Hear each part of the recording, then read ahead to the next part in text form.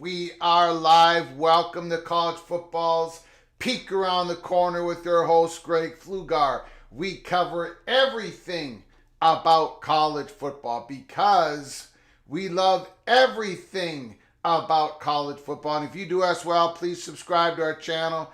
Smash the like button if you like our content. Share this video with your family and your friends if you want to support this college football rebel outpost with a donation. Hit the $sign where you make a comment, and I'll get you super chat as quick as I possibly can. Welcome everybody into the studio that sits on the corner of Keith Jackson Parkway and Kurt Gowdy Avenue. Do not be afraid. PATC. My family members, do not be afraid to be a legend.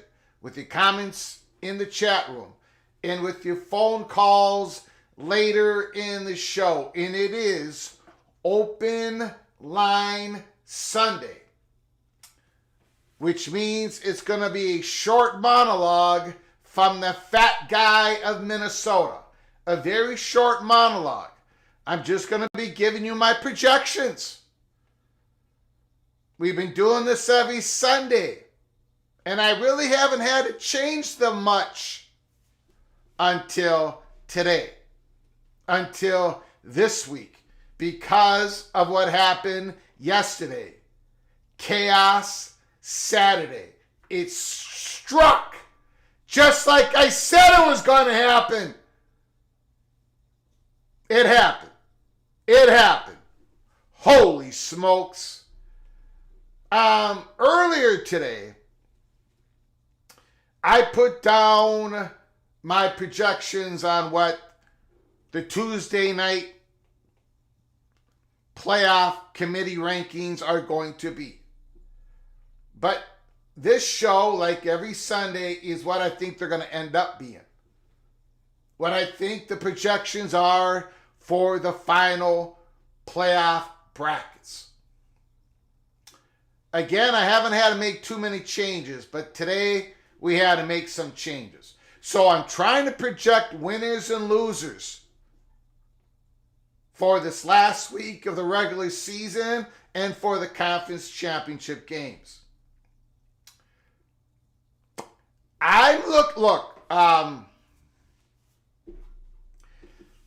I have said, reasonable people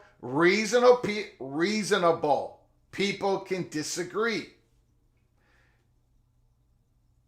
But when I look at these, when I'm trying to rank these teams, there's about 5 different lanes. There is your win and losses. There is your eye test. There is your strength of schedule.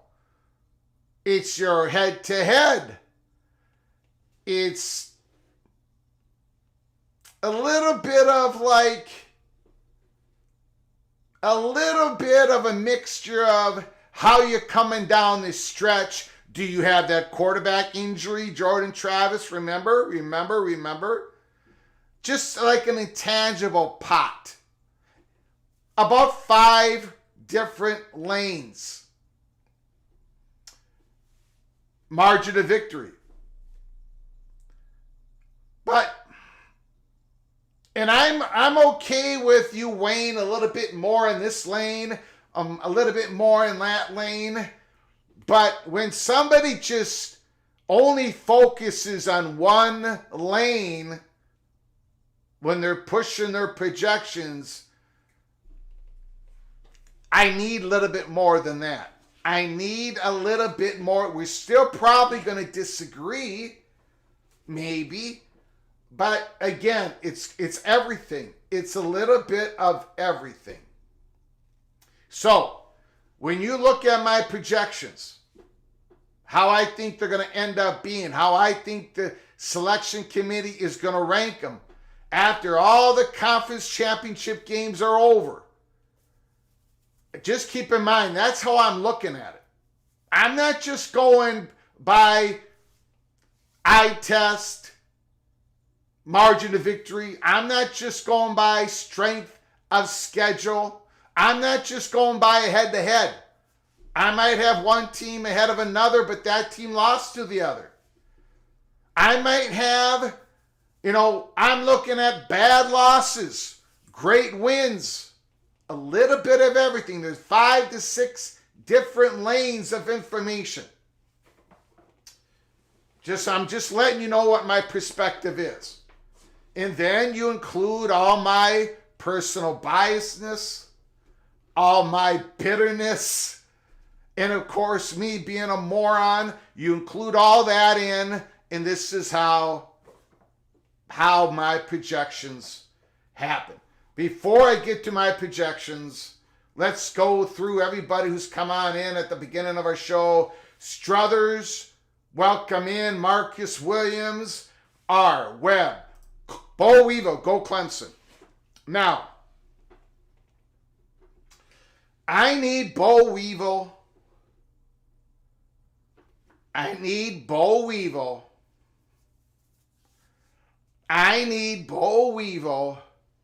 to relax.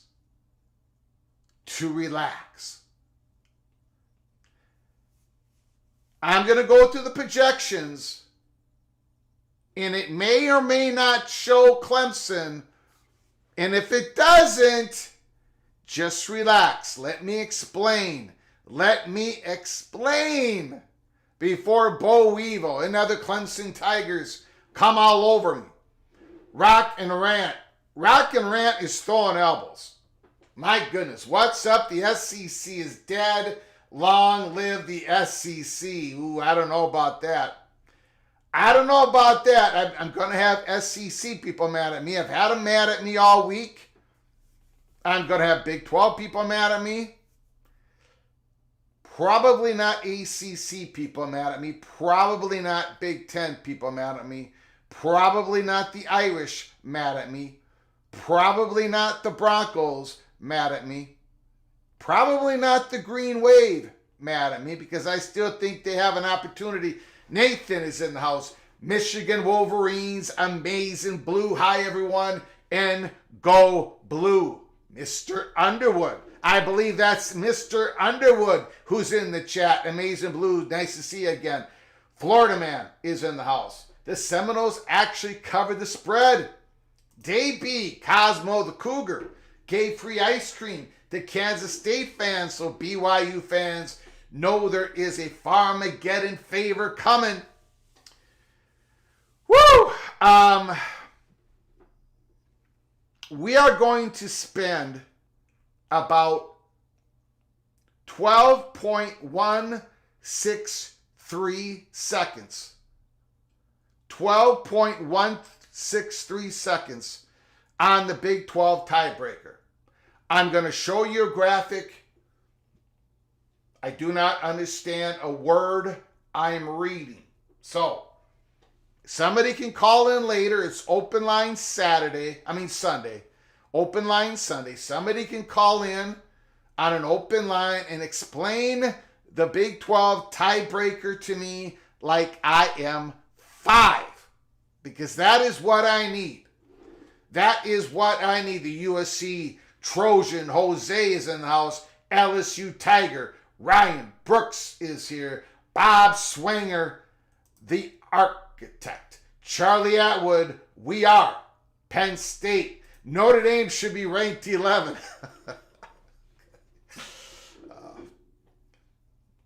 I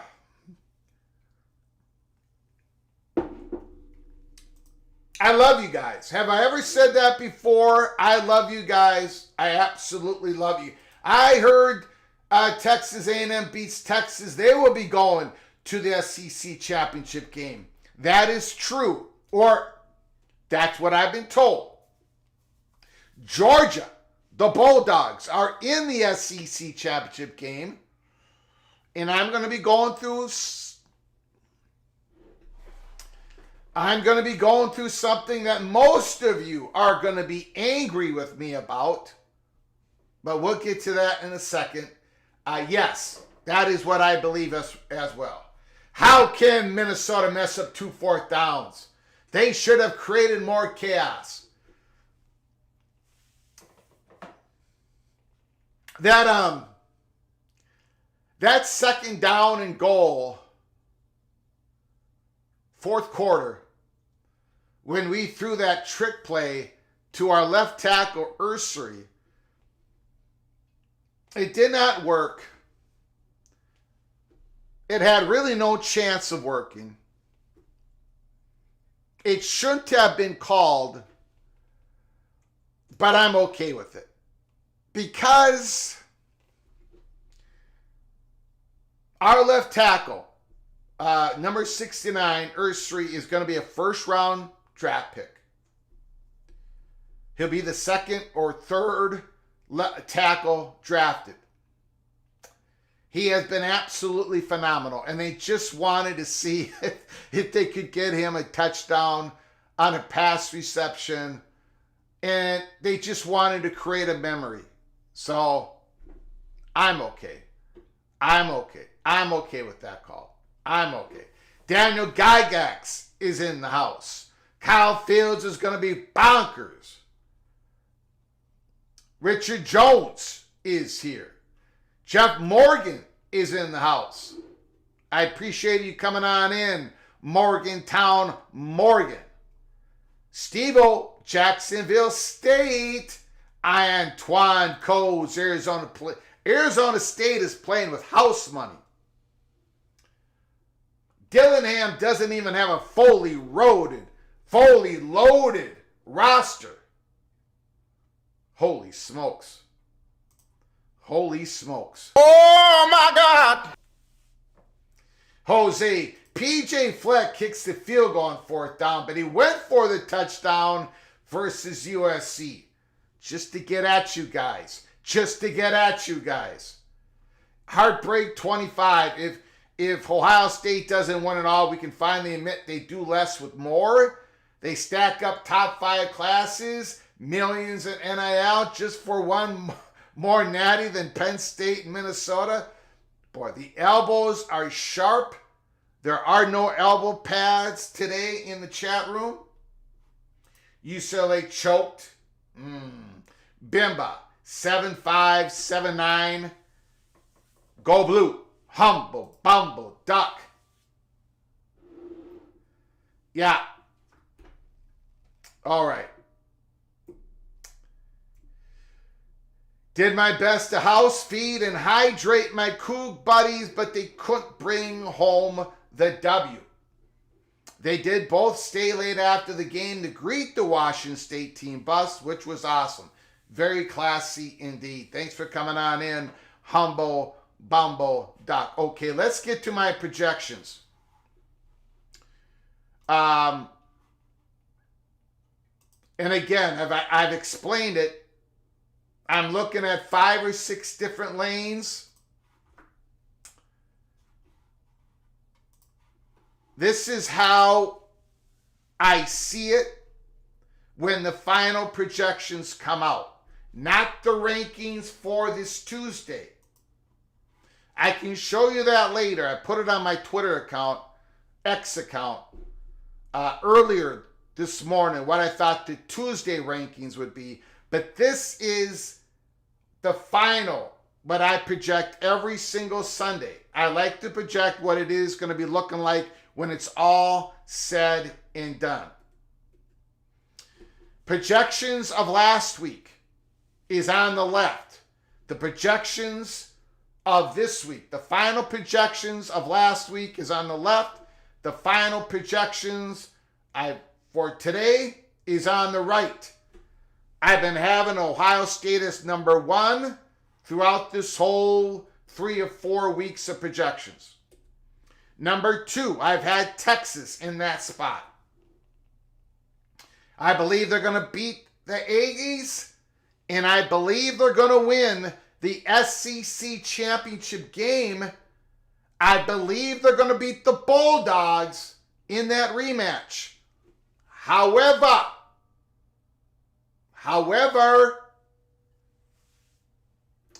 Quinn Ewers is getting an MRI on his ankle. Is it broken? Probably not.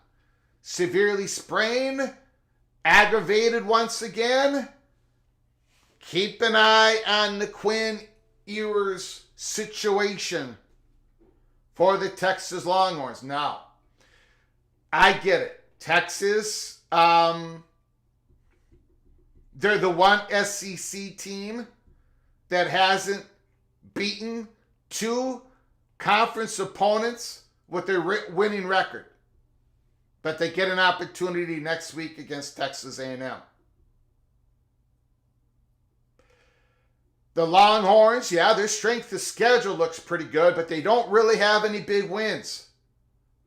But the Longhorns, in my opinion, passed the eye test, no question about it. And I got them winning the SEC championship. Now, it might change after the Texas A&M game because I got to see how Quinn Ewers is. I got to see how they play against the Aggies. I might be putting Georgia in the 2 or 3 spot and putting a Miami in the 2 spot or an SMU in the 2 spot. Once again, I got Miami Hurricanes, number 3, with the potential of moving up to that number 2 spot. Number 4, I've had Colorado for the last couple of weeks. I've only had Colorado at the 4. But they played the wrong team at the wrong time. And we talked about it this week. I had the Buffaloes winning that game by one single point. Somehow, some way, they were going to escape with a victory. But they did not. And it wasn't close. The number 4 spot, I've got Boise State. I will explain the Boise State versus the Big 12 here in a little bit. But I want to say this up front. I think it's going to be close. I think it's going to be close between Boise State and whoever emerges as the Big 12 champion to get the 4th seed. I don't think this is a fait accompli. I do not have this wide gap between the Broncos and the Big 12 champion. Not at all. But I got Boise State by sliver, and I want to explain, looking at the 5 or 6 different lanes of information, I got Boise State by a sliver. I will explain it here in a little bit. So that is my projected 1, 2, 3, 4 top seeds, conference champions right now. And of course, for whatever reason,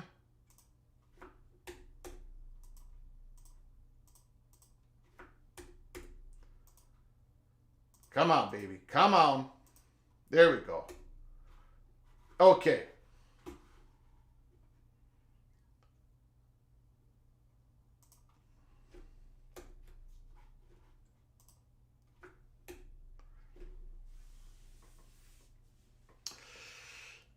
Last week, number 5 seed, the projection, Oregon. That has not changed. I've got Oregon losing to the Buckeyes in the Big Ten championship game. But for me, it is chalk. It is chalk that it's going to be Oregon or Ohio State at number 5. Now, it could be Texas if they lose to Georgia, but I don't think so. Number 6, I got Penn State. And I think Penn State is the most assured. Penn State being number 6 is the heaviest chalk of every projection of any team in any slot.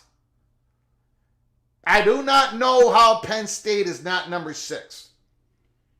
The only way I can see it is if Texas beats A&M, Texas loses the SEC championship game, and it's number 5, Oregon, Ohio State, number 6, Texas, and number 7, Penn State. But that is the only pathway for Penn State not to be number 6. But either way, the Penn State Nittany Lions are getting a home game in the first round of the playoffs.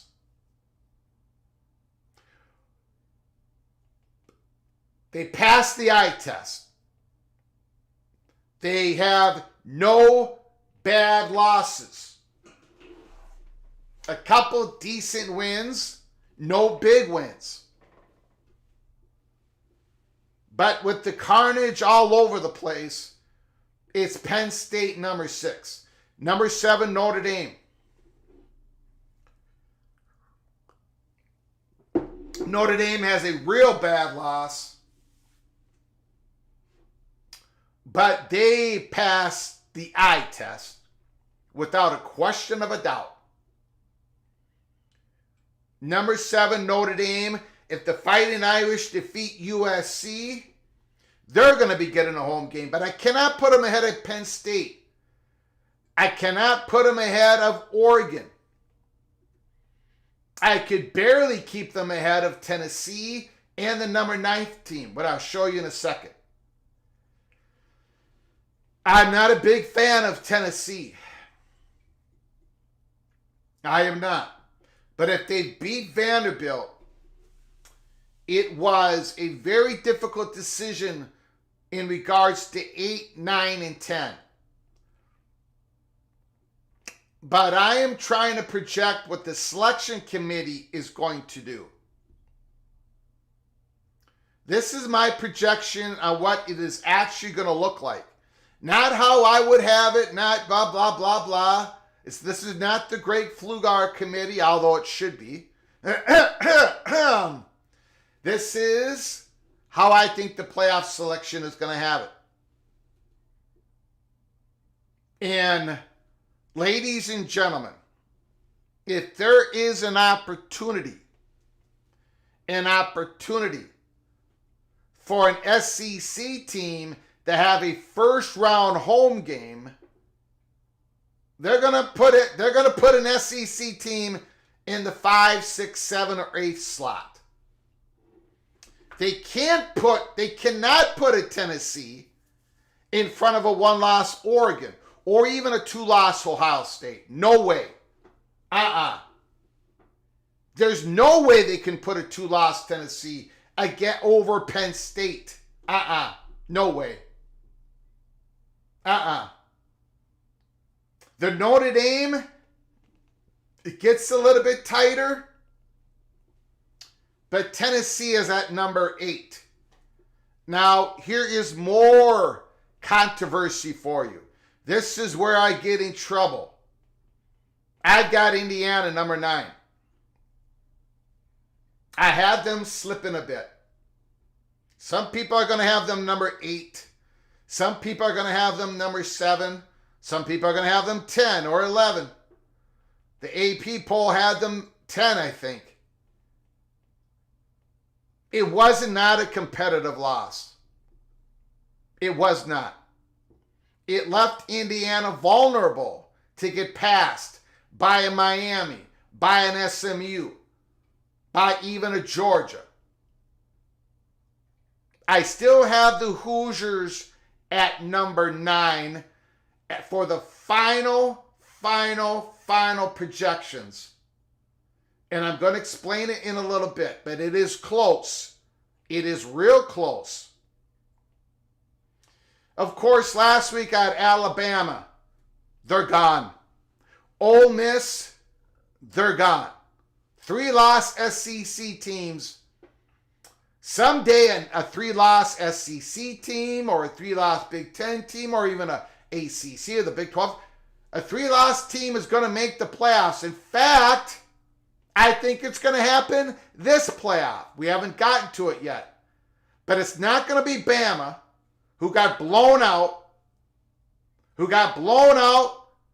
an unranked Oklahoma Sooners team for their 3rd loss. It's not going to be Ole Miss, who looked absolutely dreadful towards an unranked team for their 3rd loss. No.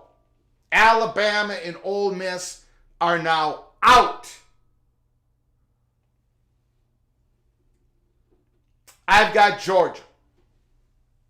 I've got Georgia as a 3-loss team making the playoffs.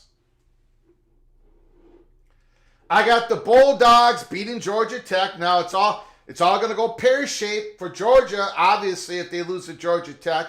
But I got them beating Georgia Tech. I got them losing to Texas. And then I got Georgia number 10. Everybody just relax for a moment. Just relax. Just relax. Number 11, I got SMU. I've got SMU losing to Miami in a fantastic ACC championship game. And they slipped to 11. If Miami loses that ACC championship game, they will slip to 10 or 11.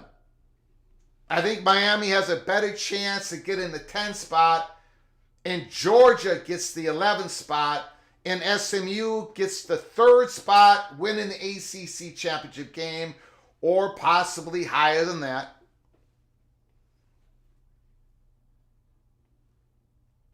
So I got SMU in the playoffs.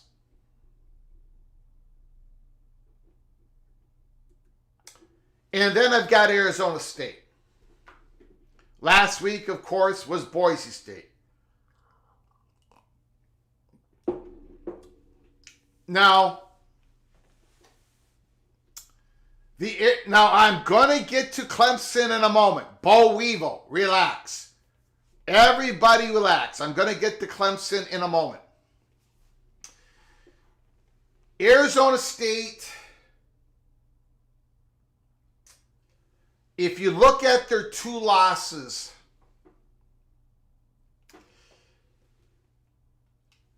and if you look at Boise State's loss, I get it, guys. I get it. Arizona State has consistently had to play better opponents. They've won them down the stretch.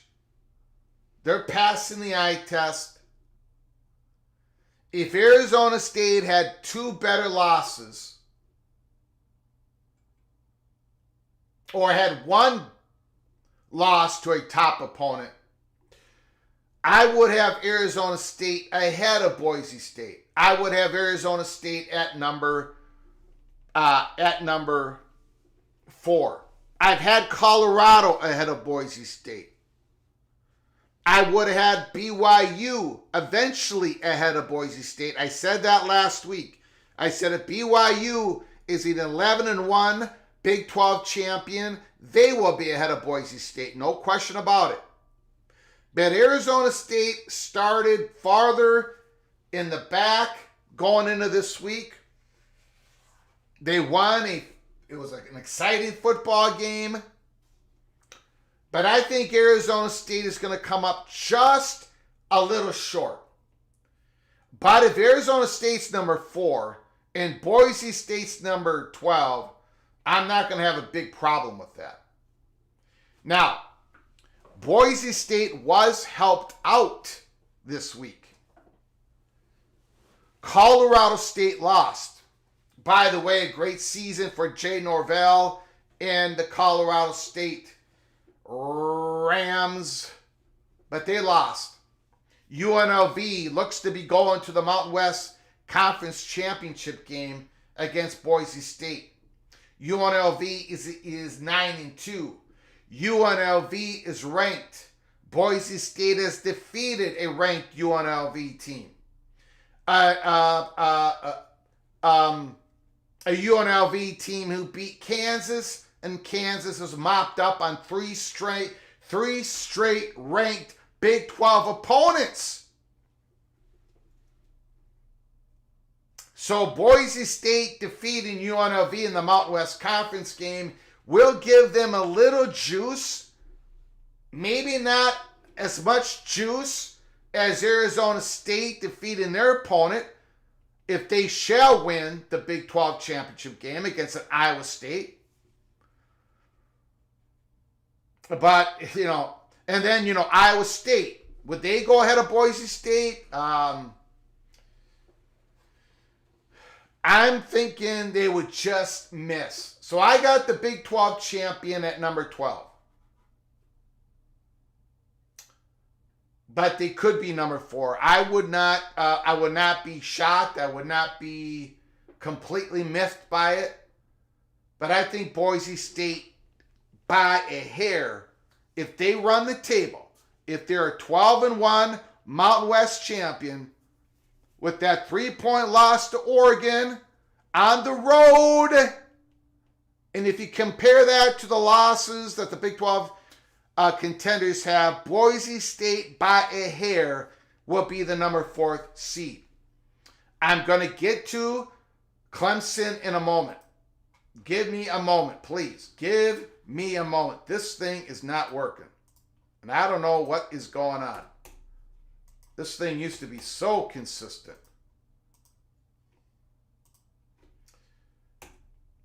So, I would have Arizona State versus Oregon, number 5. SMU visits Penn State.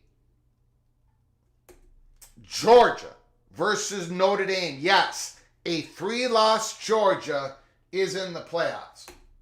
In Indiana versus Tennessee. Indiana going on the road to Tennessee. This is how I think the playoff selection committee is going to rank them at the end. I want to go back real quick. And then we're going to get to your phone lines. We're going to get to your, we're going to open up the phone lines. I just want to get to your calls. Let me know what you're thinking. The South Carolina Clemson game, we talked about it yesterday.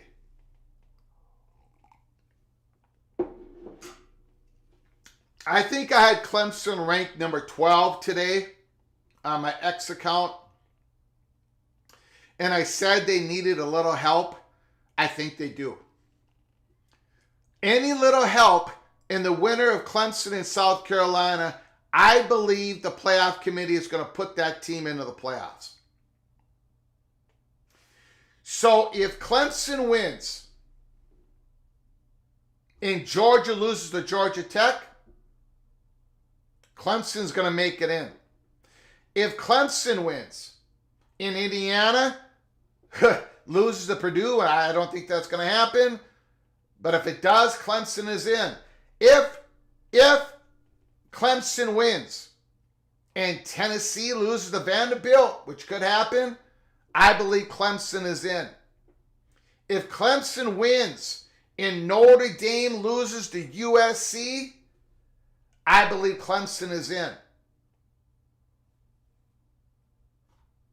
If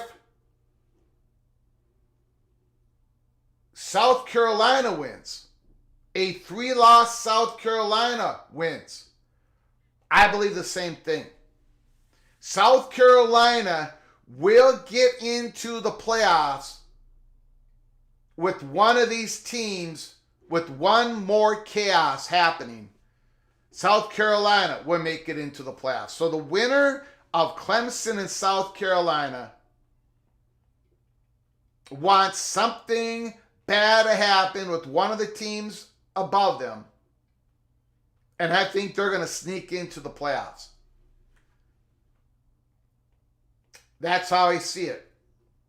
I think Clemson and South Carolina are knocking on the door. I think that last regular season win among all this carnage is going to propel them into the playoffs. So Clemson could be the third ACC team in, or South Carolina could be the fourth SEC team in. The number 12 spot, I think, is going to go to the Big 12 champion. So Indiana's got to close it out against Purdue. Georgia's got to beat Georgia Tech. Tennessee's got to beat Vanderbilt. Notre Dame has got to close it out against USC. That's how I'm looking at it. Let me know how wrong I got it. We are going to be going to the phone lines right now. Give me one moment. Notre Dame will be in the deep waters at the Coliseum. Don Scruggs, to hell with Georgia Tech. If Notre Dame loses, doesn't that open the door for Tulane as well? Not for an at-large. Tulane needs Boise State to lose. Tulane's only pathway is the 12th seed as the top G5 champion, in my opinion. In my opinion only, guys. This is only my opinion. We could be having a Lanning versus Dillingham first round of the playoffs.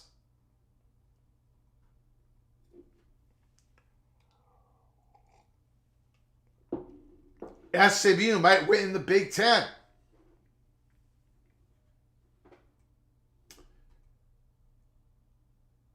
Okay, guys, we're going to open up the phone lines. You can yell at me. You can tell me how wrong I got it. The phone lines are open. Let me know what you thought about Chaos Saturday. 763-260-1333. 763-260-1333. Let me know. What are your thoughts? Call from BJ. BJ is on the line The floor is yours. Hey, as always, Greg, thanks for allowing me to speak on your platform. And for the first time in a while, I agree with you in your rankings. Holy smokes! So Well, I agree. that must mean that your cheese is starting to slip off your cracker, BJ.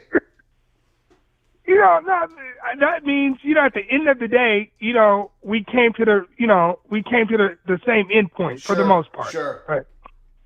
I will say this, right? Like I told you before, narratives are cool, but they're almost always wrong, right? Because we try to make an opinion and try to fit what's happening in real time to our opinion, and it forces us to lose sight on like reality, right?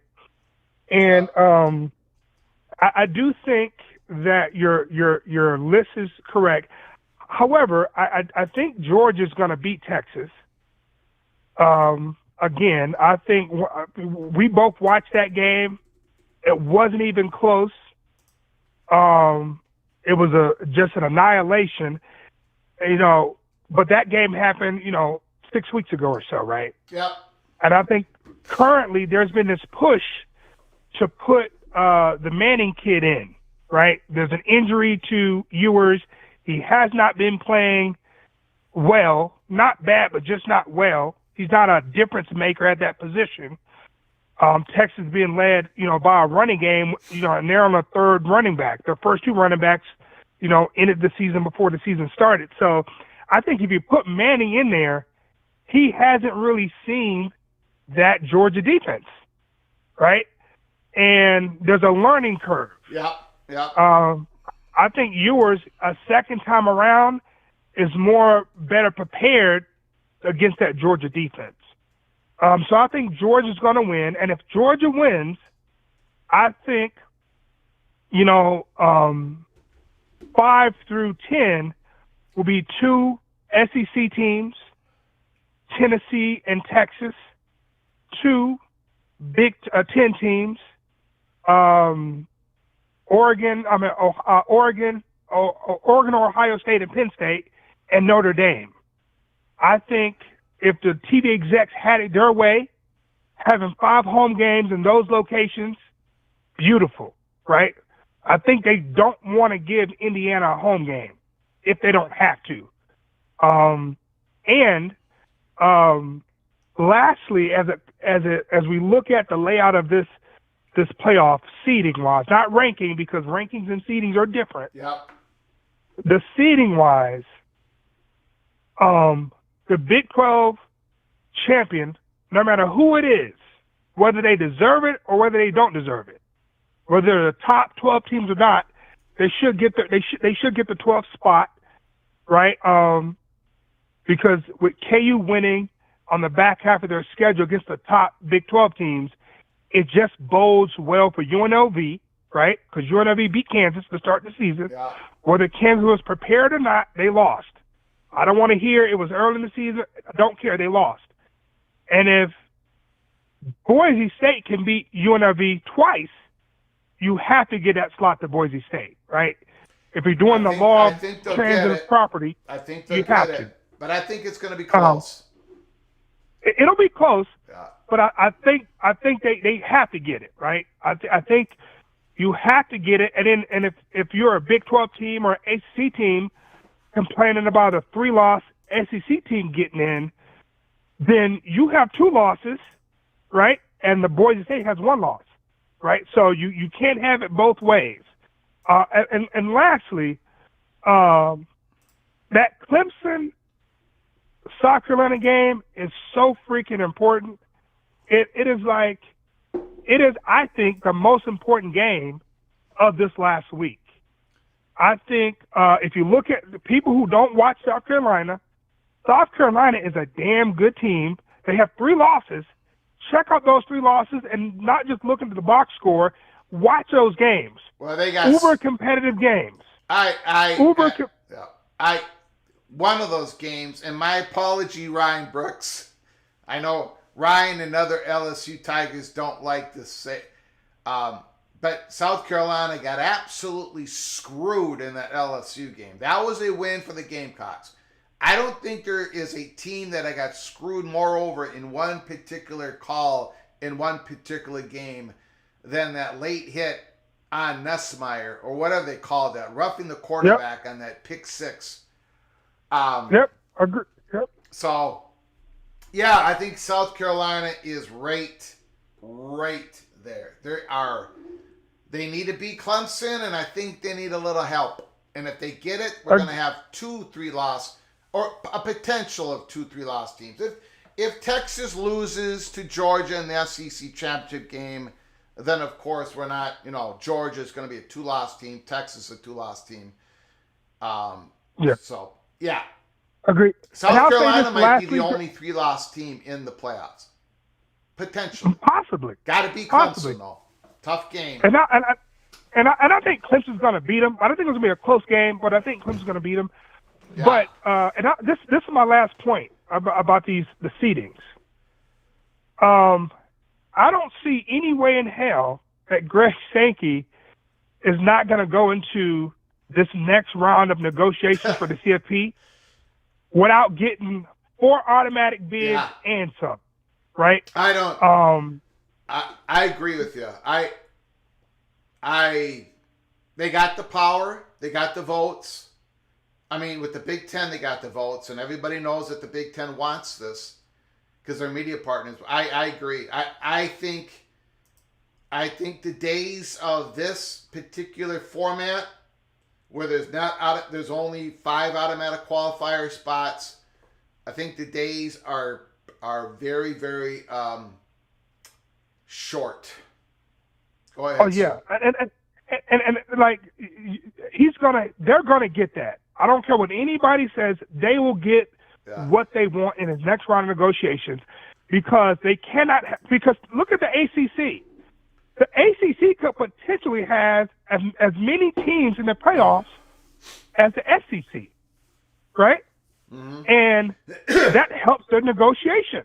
It helps their negotiation, and it's a money thing at the end of the day. I think to stack the system, you're going to have, I need automatic bids, automatic qualifiers for this tournament. And I'll just say this, and I'll be quiet and I'll get off the phone. I'm not saying the ACC is a worse conference or the Big 12 is a worse conference, even though I think they are, but that's just my opinion. Having to go to Georgia, to Ole Miss, to Tennessee in like the span of like 5 weeks, think about that is a horrible schedule. I don't think there's any teams in the Big 12 or, for the most part, the ACC outside of a few that can manage to play those teams in consecutive weeks and not have a different team on the way out in terms of injuries and record. It looks bad having a 3-loss team in there, but I affectionately refer to you as Greg eye test Flugar, and the eye test tells me that Alabama, Ole Miss, you put them on the field against most teams, they're going to win. They had a bad week. Now that's where we disagree. I'm listening. I think if you put Ole Miss, I think Ole Miss would struggle with any schedule out there. I believe Alabama would struggle pretty much any conference schedule out there. I don't agree with that. I think Ole Miss is a soft as a baby's bottom. I think they're the least physical team I have seen in a very long time. Great talent, great juice, an embarrassment of an offensive line, an embarrassing running game that in the Big Ten would get absolutely smoked if they had to play in the weather, in the stadium, in the long grass, and I think they would. I completely did. I am, for the most part, yes. BJ, I agree with you. The SEC is still the best conference in the country. The gap isn't like it used to be for all the reasons you and I and everyone have talked about. But I'll say this, Greg, not to interrupt you. Yeah.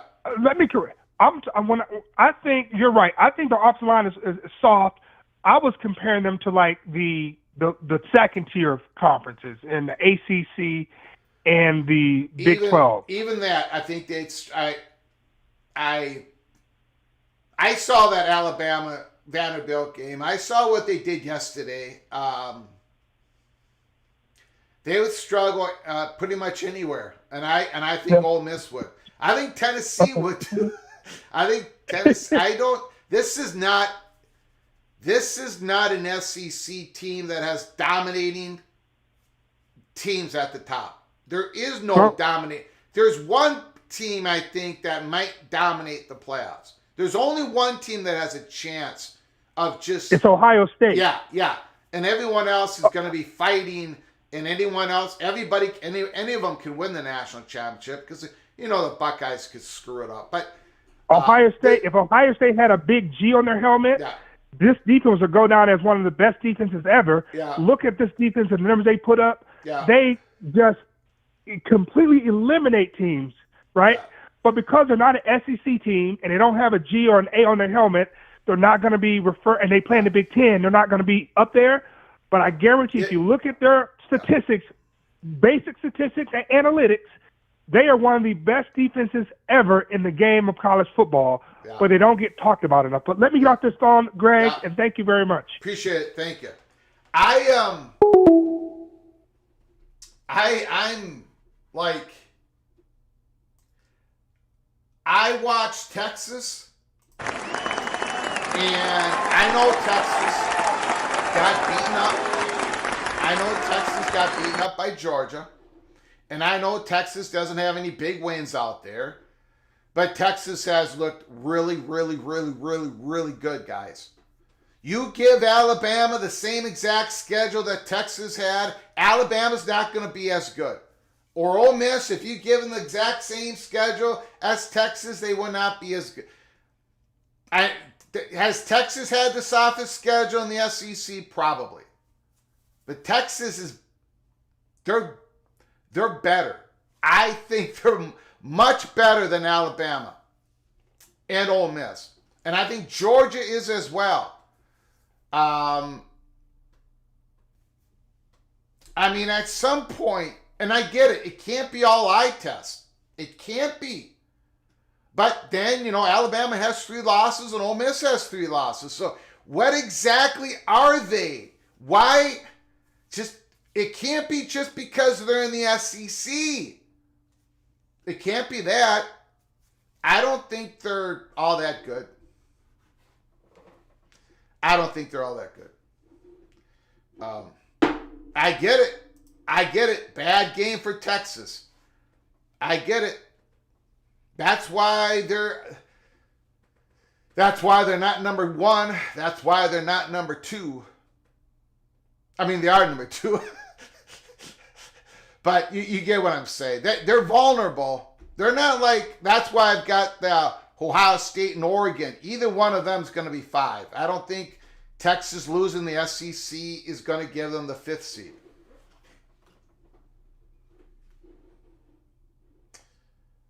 This is not the same Alabama. Dang, Mr. Minnesota. Well, look, I have seen a lot of mediocre football in my life. I know what it looks like. You guys, I mean, hold on a second. Hold on. Phone lines are open. 763-260-1333. You guys think I'm being too harsh on Ole Miss? I mean, yeah. Do you guys think I'm being too harsh on Ole Miss? Do you? I mean, do you? Do you think I'm being too harsh on Ole Miss? Do you think they really should have a chance to get in the playoffs? What happened yesterday? I mean, they got physically smoked by Kentucky early in the season.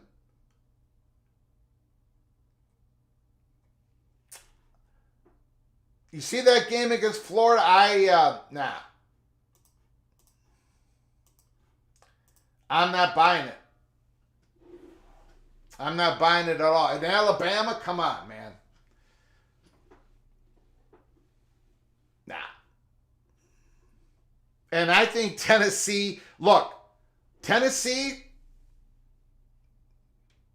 you must be from Tennessee because you're the only 10 I see. Buckle up your chin straps and beat Vanderbilt, and you're in the playoffs. If you lose to Vanderbilt, no, you're not. Because Tennessee, you haven't been passing the eye test. Mr. Flugar's eye test. You're going to get into the playoffs, though. You got a couple good lanes. You got a strength of schedule. You got some good wins. You got some whatever. The O-line sucks. Nico's running around. Your O-line's a little bit better than Ole Miss's. From Movie Time Blues. Movie Time Blues. The floor is yours. Open line Sunday. Go ahead, sir. Yes. I think after this weekend's games, there's going to be a lot more support for the current CFP than changing it. Well, That's you're right. But here's the problem. If the SEC and the Big Ten agree, they can make the changes to the playoff format with a few exceptions. They cannot change the 5 automatic qualifying berths for the 5 top champions. They cannot take away the protections for Notre Dame, an independent program, to get in a large bid if they finish in the top 12. But SEC and the Big Ten do have the power on their own, if they agree with each other, if they combine their votes together, to change the automatic qualifiers. They could add on. They could do that if they wanted to.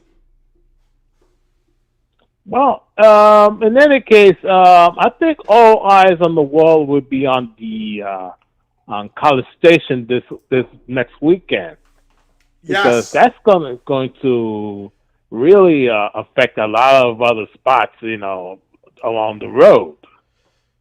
If the Aggies beat the Longhorns, yes. So, and also now we know that, it's hard to fill in Saban's shoes. Yeah. Any coach is going to, struggle trying to, build, give that program back to the respectability that they've expected over those years. Yeah. Yes. It's well,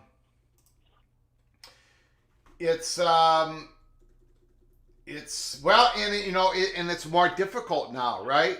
I mean, Saban had a lot of advantages over everybody, but those advantages have disappeared, including inside his own conference, where all of that Texas A&M money, where all that Texas money. I mean, my goodness, so much money now can be used legally above table in the SEC. Alabama doesn't have the advantages they used to have. I really think that what has affected the SEC is the Florida Gators, improving this season. Yes. Correct. Yep. Because, they were expected to not be much of anything, and then they beat LSU and now Ole Miss. Yeah.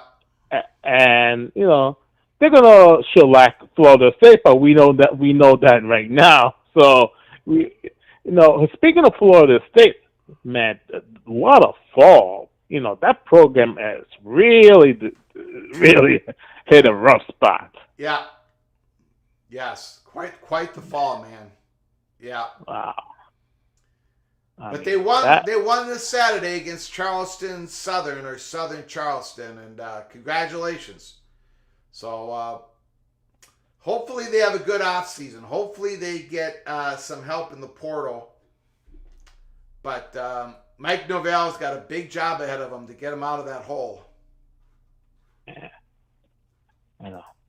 And SMU, that is a story of the year. SMU Yeah. going in and changing the game for everyone else. Yes, you are correct. And I, shame on me. I do not talk enough about Mr. Jennings, the quarterback of SMU. He wasn't QB1 at the beginning of the season, but he came in what was it? Second game of the season, or was it the first game of the season? I don't remember. Over. I don't remember. Kevin Jennings absolutely took over and has been absolutely brilliant. 25 of 33 yesterday, 323 yards. He does it almost every week. No. So, what? They're going to be a force to reckon with in the coming decade. Yes. Yep. So. All righty, man. All right. Movie Time Blues. Talk to you. Beautiful call again. Thank you, sir. Talk to you later. You got it, buddy. All right.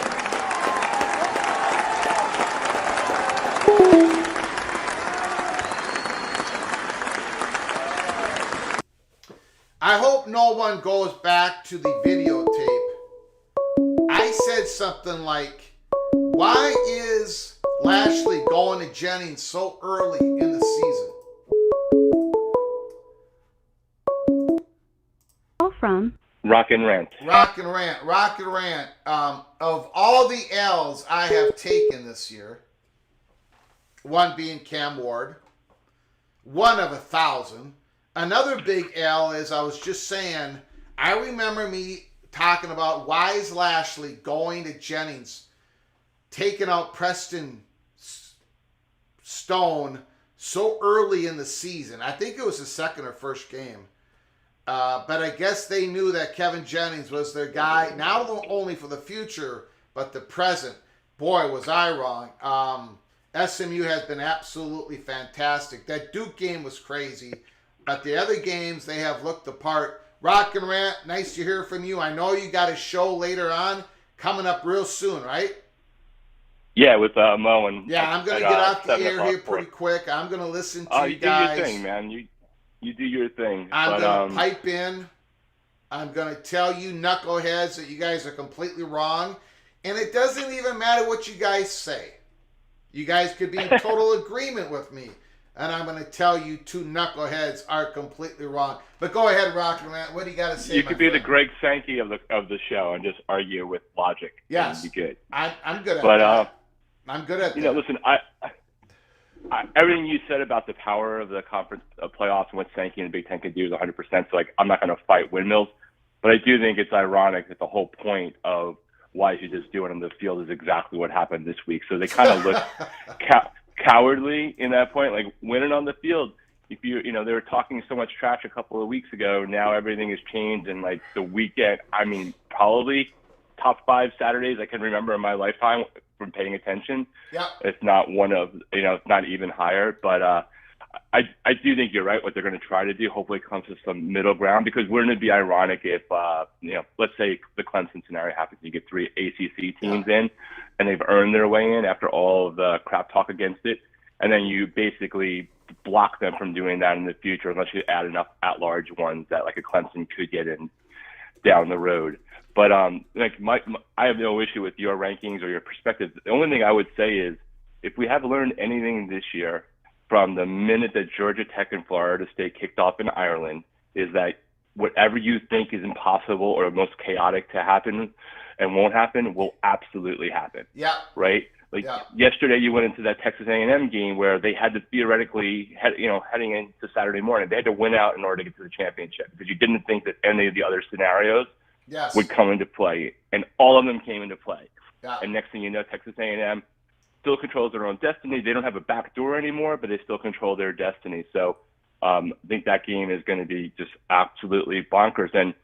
But to play the chaos theory through, and I actually think this has a pretty good chance of happening. I think Texas A&M could absolutely beat Texas next week, right, and get themselves in.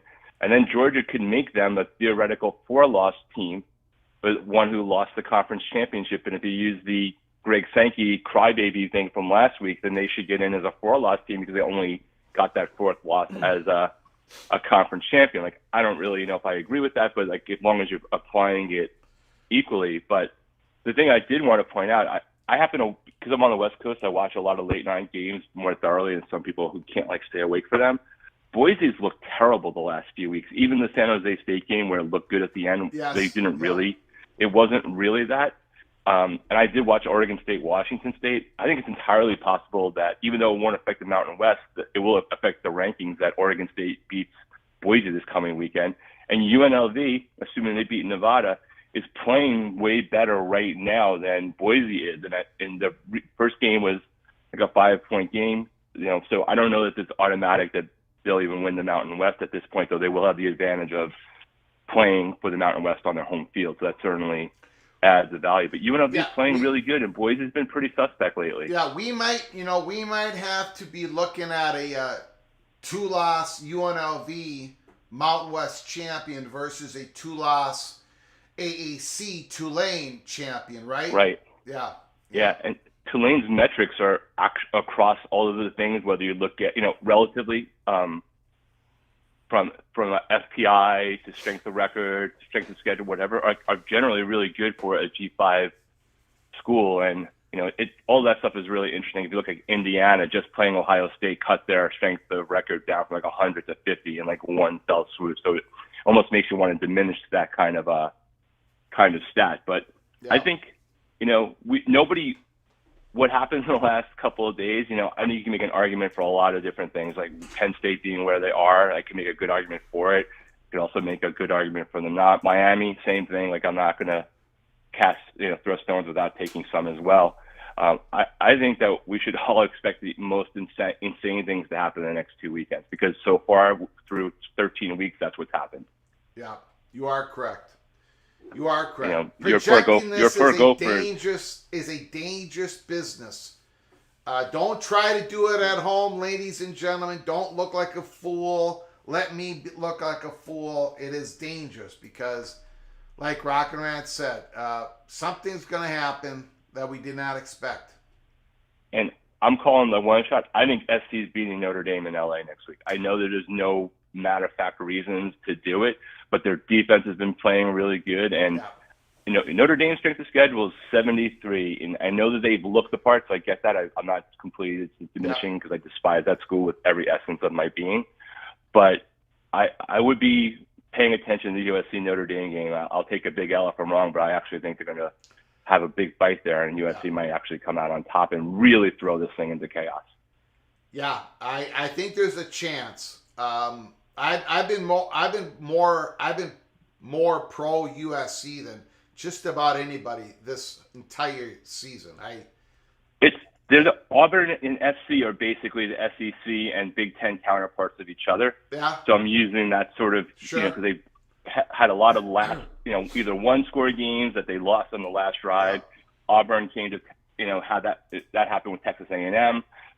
It'd be interesting to see what they do to Alabama. Maybe they'll figure out a way to give Alabama a 4th loss and still have somebody cry about them not making the playoff. But I think SC has that same potential when it's all said and done. But if not, Notre Dame will have earned their way in, so we'll give them that credit. But I would love to just see the chaos theory go all the way through and not be the one that hits everybody next weekend in a way that just blows people's minds. I agree. I absolutely agree. I think that's a game. But you do think that the winner of Clemson and South Carolina, you do see a pathway, right? If there's one chaos, if there's one blip somewhere.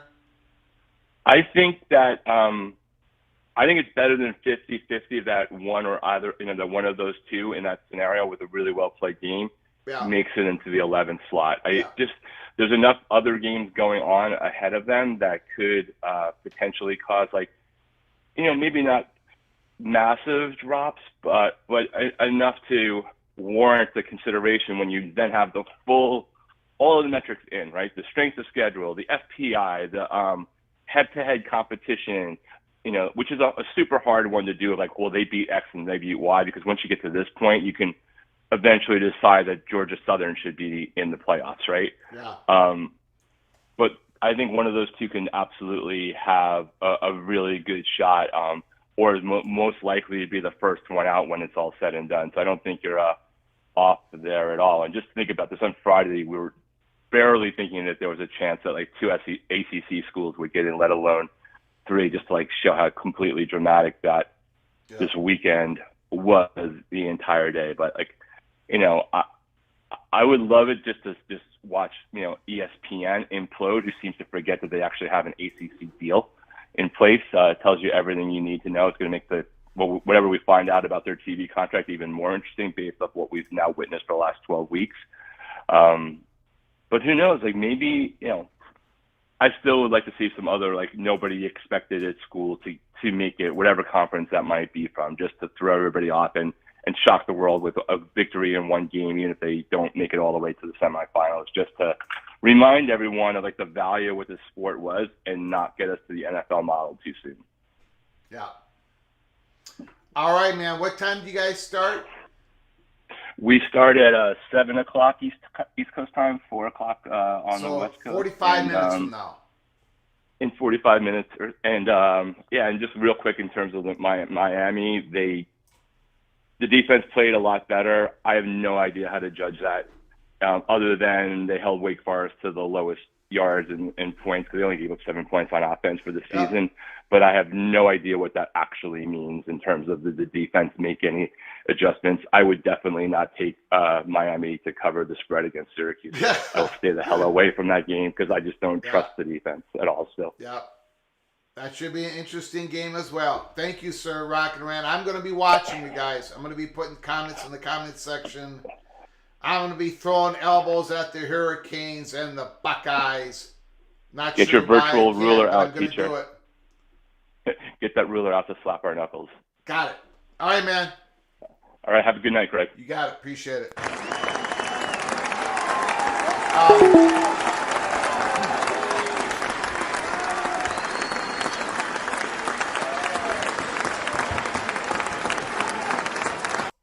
There is another L that I have to take.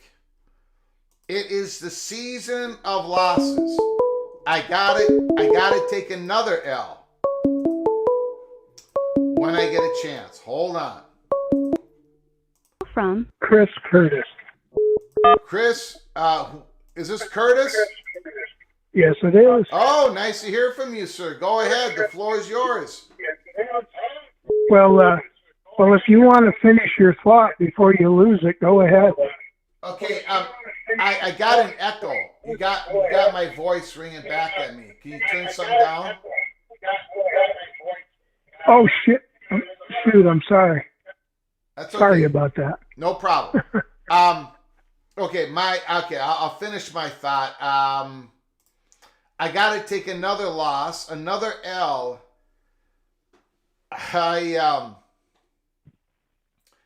I had no idea. I did not believe in Lenoris Sellers, the quarterback of South Carolina. I said, maybe this guy can develop, but he's not going to shine this year. And he's not going to shine in front of that Gamecocks offensive line. I think I spent 2 whole days ripping on the Gamecocks offensive line at the beginning of the season. And sure enough, at the beginning of the season, they couldn't block anybody. Sellers was making incredible mistakes. They weren't giving the ball to Rocket Raheem Sanders enough. So I have to take an L on the Gamecocks and Lenoris Sellers. So my apologies to Mr. Sellers. Incredible season. Go ahead, Curtis. The floor is yours. Well, first of all, I'm kind of hoping Clemson wins out. Okay. Because I want to see the chaos that can ensue from that. But I also want to see USC beat Notre Dame, because that's going to put another wrench into the monkey wrench into the works. Yeah. in that. Yeah. But that leads me to my main point that I wanted to get to. The Big Ten and the SEC are most definitely going to get 4 qualifiers each, in my mind. Because by doing that, that will keep college football together and will lessen the possibility of them wanting to split off. But I think what that's going to cause is to grow to the 16-team playoff. Okay. And I really believe that ultimately that's what they really want, because they saw they had to grow from the 4 to the 12. But as this 12 happens this year and the following year, Mm-hmm. because of all the things that's going to be happening, if people think this year of college football is nuts, you wait till next year. I promise you, next year is going to be more chaos than what we've seen this year. Yeah. I tend to agree with you. I agree with you. First of all, I love the format how it is. If I had to choose, I have not been shy about it. This is the format that I dreamed of. I got what I wanted. Now everybody wants to change it, and I think it's going to be changed. In part of what you said, the 4-4-2-2-1-3, where there's 4 automatic qualifiers for the Big Ten, 4 for the SEC, 2 for the Big 12, 2 for the ACC, 1 for the G5, and 3 at-large bids, I think is going to eventually happen for a couple of different reasons. One, what you've talked about, I think we've been saying this for months here at Peek Around the Corner, that this is what the Big Ten wants. It may not be exactly what the SEC wants, but then again,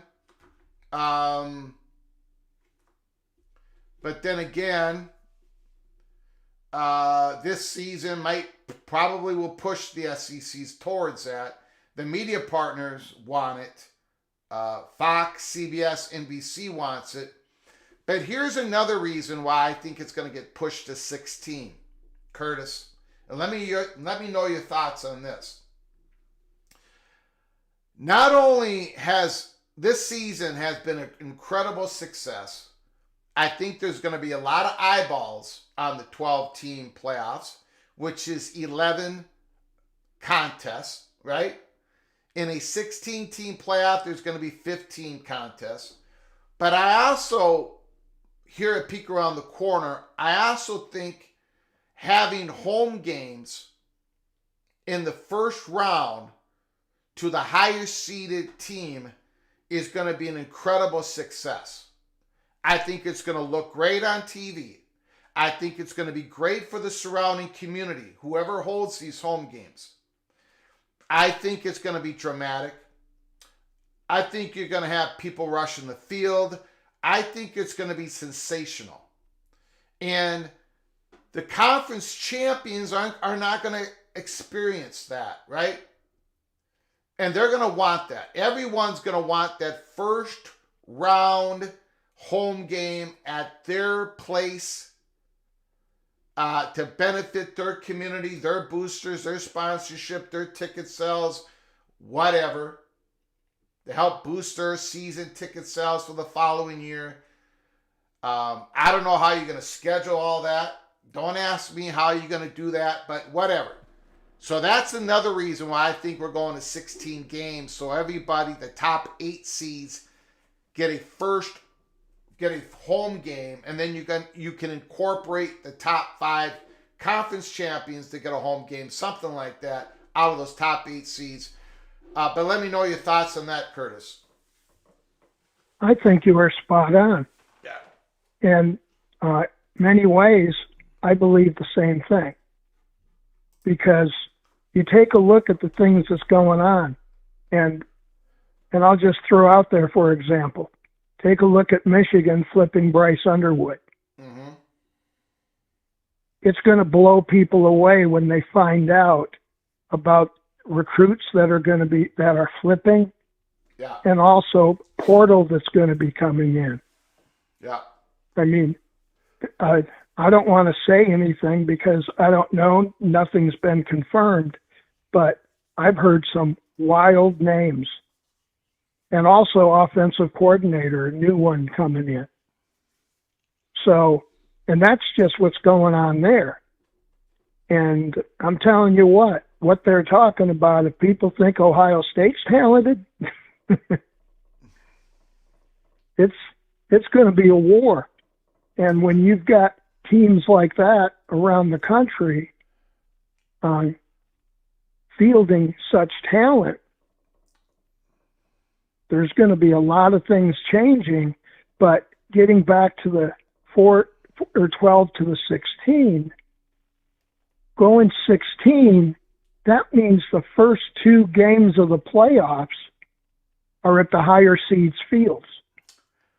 I don't think so.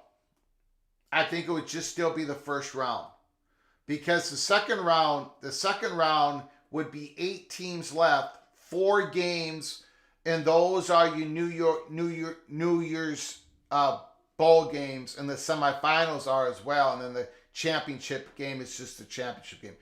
Okay. I don't think that would change. I think the quarterfinals would still be at the biggest bowl games, just like it is now. Because you still got 8 teams, either system, you still got 8 teams in the quarterfinals. Yeah, the thing that I missed. Hello?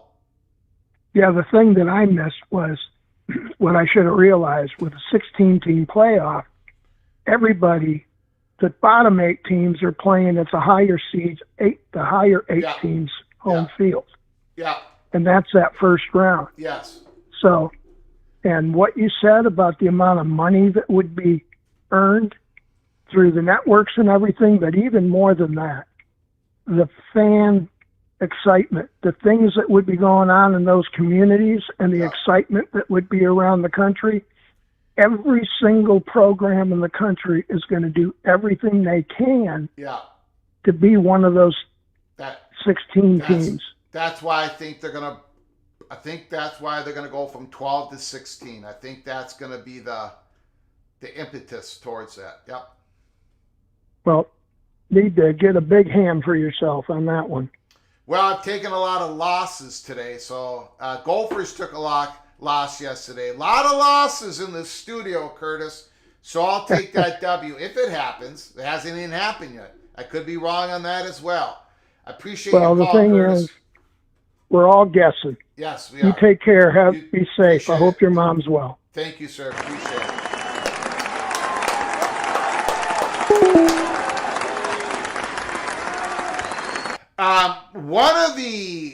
One of the L's I'm not going to be taking is my picks against the spread. We're going to be going over that on Monday or Tuesday, probably tomorrow. But Greg the Gold did make an appearance, or I should say, Greg the Believer. Greg the Believer. Call from Larry the GM. Can you hold on for just 1 second? Yes, sir. I appreciate it. Preston from Greensboro, Super Chat. I apologize, been busy this week, and any thoughts on Mac Brown? And that's another L that I already took a few days ago. We did a report on it. Mac Brown, a report is out there that he's coming back. He told the recruits he's coming back. Mac Brown is coming back. I thought, my prediction was he wasn't going to come back. And that was going to be the first opening in a very small, short carousel ride that we're going to be going on together. No head coaches has either been fired or leaving the job this year so far in the Power conferences. I thought Mac Brown would be the first one. I thought he would leave his job, go into retirement, but he's coming back. My question from Preston from Greensboro is, how do you feel about that? If I was a Tar Heel fan, I would be like, I don't. We need to turn this over. This is a new age in college football. This stuff, Mac Brown was successful, but we need to turn the page. That would be my thoughts on it. Let me know your thoughts, Preston from Greensboro. Thank you for the super chat. Thank you for your continued generosity. I do appreciate it. Caller, I did not get your name. What was that again? It's Larry, the GM. Larry, the GM. Holy smokes. We have Mr. Longhorn on the line. The floor is yours. So, Greg, I thought you did a really good job. And I've been at the store, so I just was able to catch what you put together as your 12. I think I don't know what kind of feedback you've been getting, because I guess I jumped from the listing to jump to live, so I'm not exactly sure what kind of feedback you've gotten. But again, Greg, if you remember last week when you did this, I called and told you I think you did a good job. I think you've been very, very fair, and I think you've reflected very well what I think the committee is going to be. I think, it probably wasn't popular for you to put Georgia in where you did, but I think that accurately reflects what will happen to Georgia or Texas. I think if Texas loses the SEC championship game, I think they would be in the same spot. If Texas loses to A&M, I think that opens a whole can of worms that I actually don't even want to talk about, because I don't want to live in that world. Well, I think if Texas beats the Aggies and loses to Georgia, I think there's going to be Texas is going to be 8-7. There's maybe could 9. be even questions about 6. They're not going to be. Texas is not going to be where Georgia is. Okay. Georgia's going to be 2 or 3, and Texas is going to be 6, 7, 8. Right. So you're not going to have Texas where Georgia is. You're not going to. If you look at the screen, 10, right? I got Georgia number 10. Texas is not going to do a do-si-do with Georgia. They'll slip in on the they'll slip in on the 7th line or the 6th line, something like that. Go ahead, sir. Well, I hope you're right. Yeah. Given the Greg, I think the committee has treated Texas way more fairly than most of the pundits out there. And I think that's because they're looking at strength of schedule, which,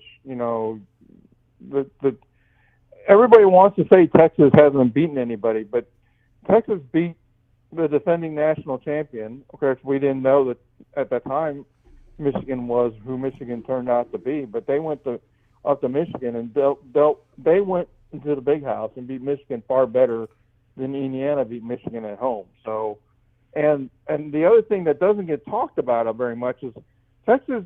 Everybody slams the SEC for these FCS teams that the SEC teams have played. Texas hasn't played an FCS team for over 20 years, Greg. Mm-hmm. They're not the school that's scheduling. They have not ducked hard non-conference schedules the entire time when they were in the Big 12, and they're not ducking hard non-conference schedules for the next 4 or 5 years. They've got Michigan one more year, and they got Ohio State for 2 years, and they got Notre Dame for 2 years. So I just think that whole narrative that people slam the SEC for, they turn around and hammer on Texas for their strength of schedule. Well, what was Texas supposed to do with their strength? They schedule as good as anybody schedules non-conference. The teams they play non-conference, I would hold up against anybody else's non-conference schedule. Yeah. Now, to be fair, there is a narrative built up within the SEC teams that Texas has had the easiest schedule among the SEC.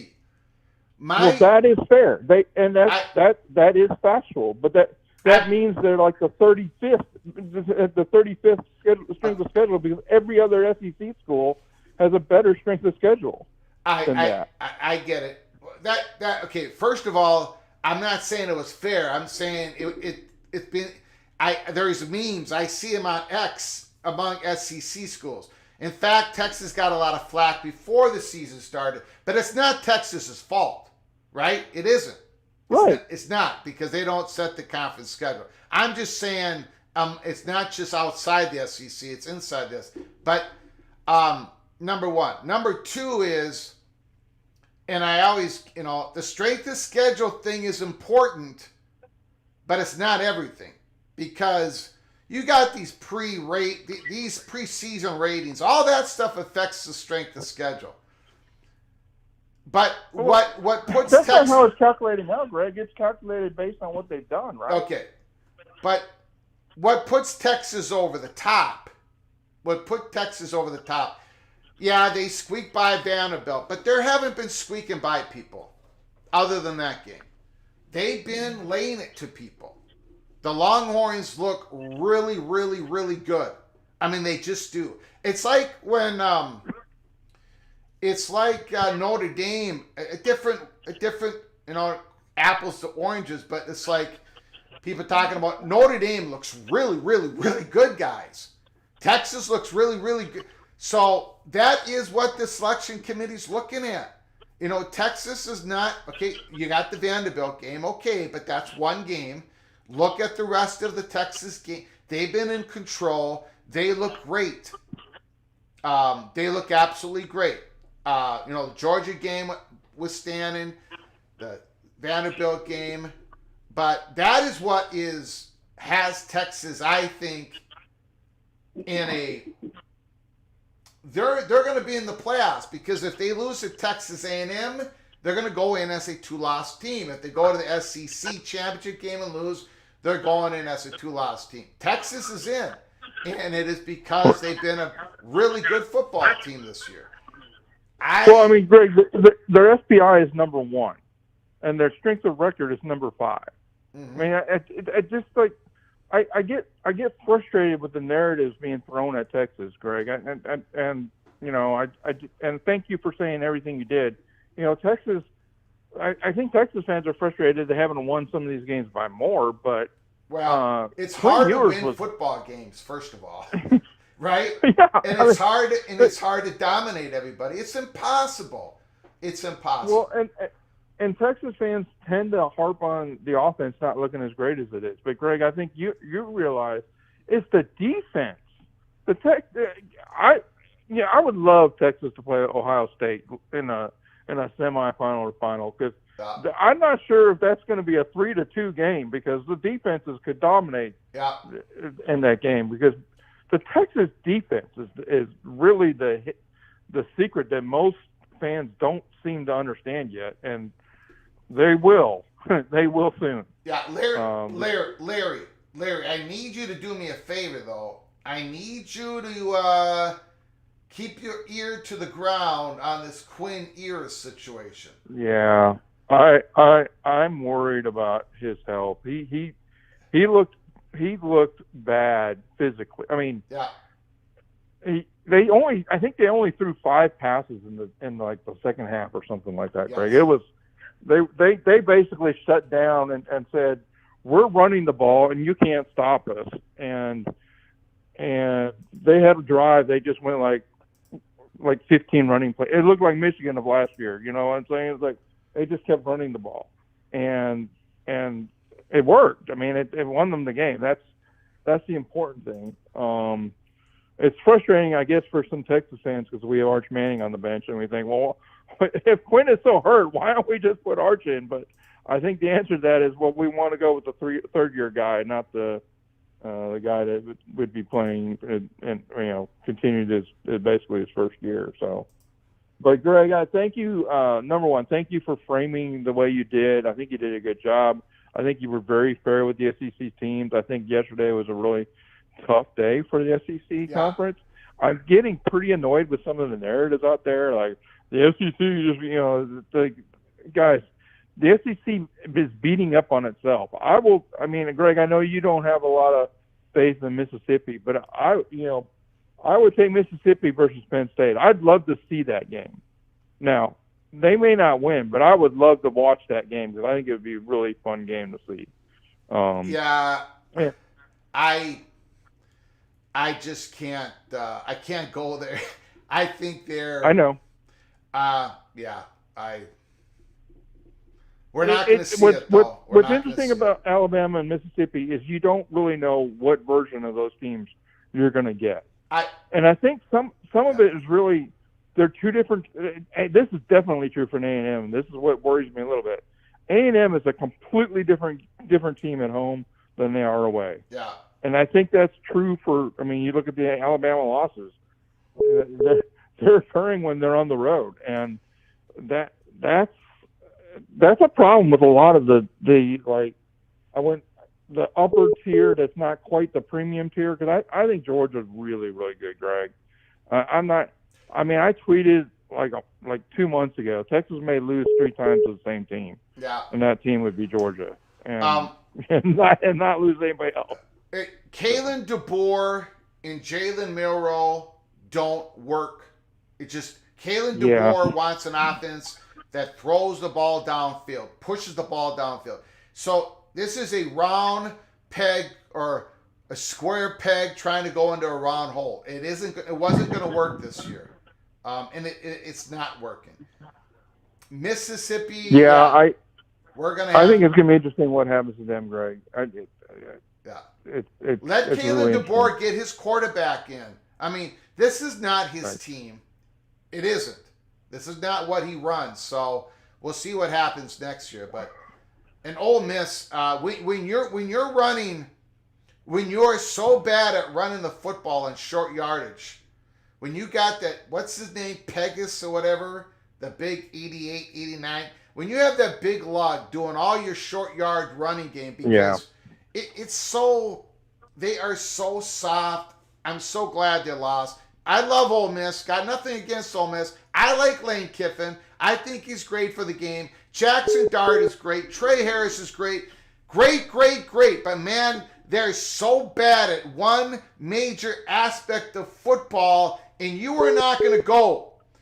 If Mississippi was going to go to Happy Valley and play Penn State in the cold, they weren't going to beat Penn State with that team. I would love to see it, Greg. You may be right. They may not fare well, but I would. Somebody should put that with that. What is that? 2025 video game. Let the computer play it. We'll watch it. Simulated 1,000 times. Someone simulate it just one time. Put it on my YouTube channel. I'll play it. We'll all watch it together. We'll have a watch party. Penn State versus Ole Miss. We'll figure that out. Do that for all the SEC teams that everybody wants to hate on right now. Yes. Minnesota versus Mississippi State. Bring them out, baby. Let's go. I'm telling you, Greg. I tell you what. Do not let South Carolina beat Clemson and get into this playoff. Yeah. Don't do it, or somebody is going to be very disappointed when the 10, 11, 12 seed South Carolina. Yeah, I think the winner of gets in the playoff and does damage. Yeah, I think if there is some chaos, a little bit of chaos, one little chaos, I think the winner of that Clemson South Carolina game is getting in. All right, Greg. Well, I've taken more time than I should, but thank you. Thank you for giving me time to talk to you. I appreciate it. Keep an eye on Quinn Ears. I really appreciate. Know. Greg, let me say one more thing. Yeah. When we're in Thanksgiving week, and I found your channel this year, and it's one of the things that I am most thankful for as a sports fan. And I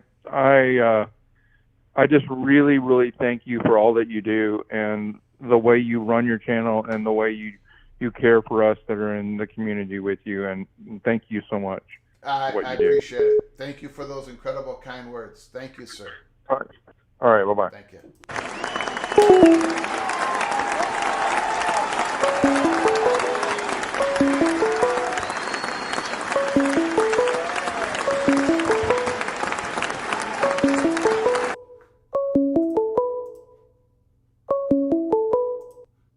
Call from Moth Prof. My prof is on the line. Holy smokes. The floor is yours. Hello, good sir. How are you doing, my friend? How are you doing, sir? When is the last time you've called? About 2 months ago, I think I had some type of, playoff scenario I was talking about, and you shot me down because you're wrong. Well, you know what? That's probably why I don't remember the phone call, because I was so wrong, and I got it out of my mind. Go ahead, you sir. wiped my phone call away from your memory. That's not right. Well, it's called survival. Mental, emotional, psychological survival. I can't let every time I'm wrong into my brain, because I would be destroyed. Go ahead, sir. Remind me what I got so wrong. Remind me what you got so right, my prof. It was something about, like, I thought there should be a 16-team playoff. There should be 3 AQs from all the P4 conferences, and you're like, no. I'm still shutting like that down. It's not going to be equal amount of automatic qualifiers. Because I was thinking that the number 1, number 2 team would play for the conference championship. They automatically get in. Number 3 plays number 4. The winner of that game automatically gets in, and then you have three. Yeah. Charges. Okay. Yeah. You might be on something, or you might be on to something. I'm not really quite sure. I'm on. My wife is listening. Don't say that. Okay. Okay. Got it. But I'm just. All right. But today, my question is this: you see all these rivalry games coming up the next weekend, right? That's right. Friday is the Axe game. The Gophers are bringing it home, baby. Going to Madison, beating the Badgers, the evil Badgers. No doubt. Bringing the Axe home. Go ahead, my prof. Okay. I'm with you on the Gopher bit. All right. My brother-in-law is a Golden Gopher, so I'm with you on this. Okay. Wow. Yeah. About 10% of my heart is the Gopher. Wow. Okay. Okay, that's all we need, baby. Okay. You just need that 10%. All right. The other thing is that this SEC thing that's going on, this craziness that's happening in this world, with all these rivalry games, there is a chance that a lot of these SEC teams could lose the rivalry games. I mean, look at this. A&M could beat Texas. Georgia Tech could beat Georgia. Vanderbilt could beat Tennessee. You see what I'm saying? Well, they could, yes. Yeah, Vanderbilt could do that. I don't think Georgia Tech is going to do it, because I think Carson Beck has woken up and Georgia Tech is all nicked up. But I understand what you're saying. Keep going. So what if, like, the top 3 or 4 ranked SEC teams all lose the rivalry games this weekend? What happens to the SEC in the playoffs in that scenario? Okay. Well, I think about it. I think Texas. Look, I think Texas is in no matter what. Right. Because. Okay. Yeah. Okay. Because. Yeah. I'm not saying, like, I'm not expecting those people. But what if the worst case scenario of the SEC? We've been talking this past few weeks about the worst case scenarios of the Big 12 could be happening, right? Yeah. Okay, well, let's throw that script on the SEC. What worse, happens if the worst case scenario of the SEC happens this coming weekend? Then there would be 2 SEC teams in the playoffs, because you would have the winner of the SEC championship game between a 3-loss Georgia, because they lost to Georgia Tech, 3-loss Texas A&M, but the winner of that game is going to the playoffs. Texas is still going to the playoffs. Tennessee would be out. South Carolina would be gone. Clemson would be in. It'd still have to be one more spot to be filled. Right. But what happened? Are you going to put 2 Big 12 teams in? You can put 2 G5 teams in, 2 ACC teams in, or you can put 4 Big 10 tems in. What happens? Well, you would have Clemson, SMU. You'd probably have another Big 12 team in if the worst case scenario happens. Yeah. Now I'm just talking about worst case SEC scenario. I'm I think potentially another Big 12 team. I think maybe that's the only way for two Big 12 teams to get in, to be honest with you, is the worst case SEC scenario. So if the worst case SEC scenario happens, does that reinforce the argument for AQs? No, there is no good. No. But this isn't really about good arguments. This is about. It's emotion. It's not. No, it's about ensuring your partnership with your media partners. Right. It's a power play SEC Big Ten. If it happens, that's what this is about. And it opens up other opportunities to do other things within your conference. It could open up a new revenue stream. If you're sitting there with 4 automatic qualifiers, you could potentially try to figure out a 4-team conference tournament to decide your conference champion. Instead of going to all these tiebreakers, you tie break to get the top 4. You do your little conference champion. You use it, your 9th conference game is your semifinal game as the other teams flex out their 9th conference game. It opens up those avenues. And it might ensure politically that the Big 12 and the ACC keep the SEC and the Big 10 in the fold, so to speak, whatever. But there is, in my opinion, as a fan, there is no good argument for it. And this year, we all saw that Auburn A&M game. Auburn could beat Alabama. Oh yeah. Yeah, you know what I mean? Oh yes. It could happen. It could be chaos this next coming weekend. Absolutely. Like every single team in all the major conferences could have almost, except for a few exceptions, 2-3 losses. Every single one. We have parity. It's almost like the NFL. That's what makes it so involving, and so college football is so much better. Yes. I'm sorry. And because of this chaotic year, Moth Prof, we might be looking at even more of a chaotic portal season. Right. I think it's going to. There's so much pressure to get into the playoffs now. There's so many teams that have the expectations, fan bases. They're saying you better get in the playoffs. I mean, Indiana is going to get in the playoffs. Why we at West Virginia can't get in there? Why we at Utah can't get in there? Why we at USC can't get in there? Why we at Alabama can't get in there? It's going to be crazy portal.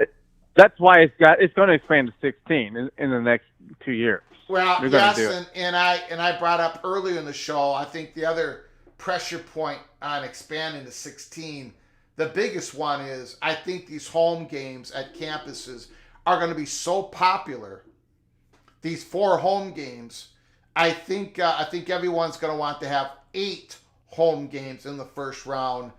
So I think that's going to be the power, the impetus to go to 16 team playoff. I'm with you on that one, sir. Yeah. All right. I thank you for your time, my friend. You got it, buddy. My Prof. Call again, and you don't wait so long to call me because then I forget what the hell we talked about the previous call. But I'm very memorable. How could that happen? But I'm not the sharpest knife in the drawer either. Well, I know. I got a Minnesota brother-in-law, so I know what it's all about. Exactly. You have a blessed day. Exactly. We're not all that quick up here. Thank you, sir. Appreciate it. You have a good night. Thank you, man. Thank you. Appreciate it.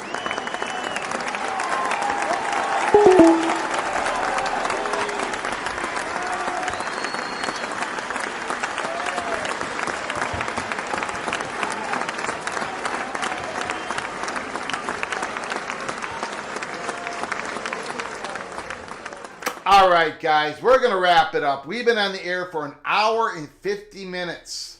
We did our projections. This was just a nice little casual show on a Sunday afternoon after the chaos of yesterday.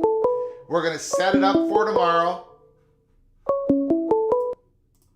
From Rick. Rick, we'll take your call. We're wrapping the show up, but we're going to take your call. Let it rip, my friend. Rick will be quick. Beautiful. But don't rush it. Go ahead, sir. How about you can pick the top 4 teams in the Big 12 right now, can't you? What can I do? You can pick the top 4 teams in the Big 12. I don't know if I even can do that, to be honest. I'm not even sure what the top 4 teams are. Look, if you take a look at this screen, here is the Big 12 tiebreaker. There's still 9 teams. 9 teams are still in contention for the Dr. Pepper Big 12 Football Championship. Now, the top 4 right now in the standings is Arizona State, Iowa, Colorado, and BYU. But there's 9 teams that can still get into the championship game. Well, I guess what I was going to say kind of quickly was if we could have we certainly know the top 4 in the Big 10. Yeah. And we could have the SEC sort out their top 4 on their own. Let them figure it out. Yep. And then you could have the ACC sort out their top 4. Yeah. And then you could have a 16-team playoff with the other 4 from the Big 12. Yeah, you could do that, but that's... And Notre Dame joins the conference. Yeah, I mean, that sounds wonderful, but it's just not going to happen because, there's no way that the powers that... There's no way that the SEC and the Big Ten are going to agree with that. So it's just not going to happen. They're so powerful. Yeah. That they can prohibit that from happening. Yeah. Wow. Yeah, they are. Okay. I got to tell the truth on it. It's just not going to happen. That says a lot too. Yeah, okay. it does. Great show. I appreciate it, sir. Yep. Have a good night. Thank you very much. I agree.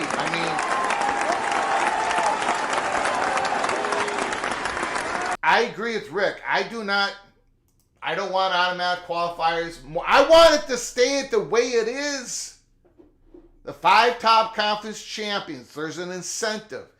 4 teams, top 4 teams get a bye.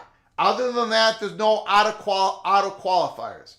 I want to keep it the way it is. But I got to be honest.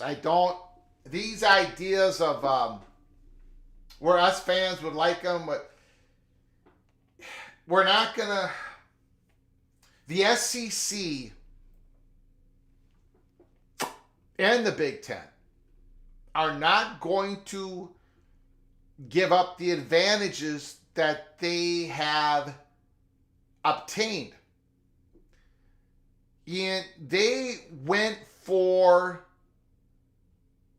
obtaining power, not just in regards to getting more distribution of the playoffs, distribution money, but they went and grabbed the voting power.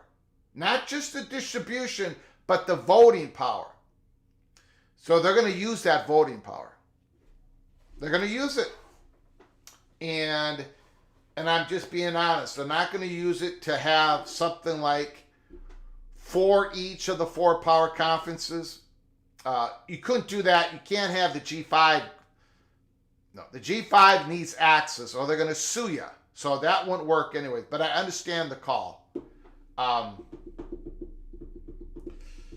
Now, they might not, look, it might be too contentious. It might be too political risky. Maybe the Big Ten and the SEC are afraid they're going to get sued if they go to a 4-4, 2-2-1, whatever. Maybe it's 3-3, 2-2-1. Maybe it's that. I don't know. But I don't want any of it. But I got to be honest. The SEC and the Big Ten have obtained the power and they're going to use it in some manner to help them out. Just like the Big Ten and the SACC, they're not going to open the doors for more G5 conference champions to get into the playoffs automatically. They're not going to do that. So, anyways, everybody is playing the power game. I want to thank everybody for joining us on this Sunday, November 24th. It's going to be a great week, so keep your head on a swivel. If you haven't done it yet, please subscribe. Smash the like button if you've liked our content today. I appreciate everyone's comments and phone calls. Preston from Greensboro, thank you so much for your wonderful super chat, your generosity. I thank you for helping us keep the lights on here. I appreciate everybody coming on in. We did our projections for the playoffs. I did not really get a whole lot of elbows thrown my way, so maybe I threaded the needle. Maybe I did exactly that. Or maybe not. Maybe not. Anyways, we'll see you tomorrow. Until then, from all of us at PATC to all of you, please, you all take great care of each other. Thank you so very much.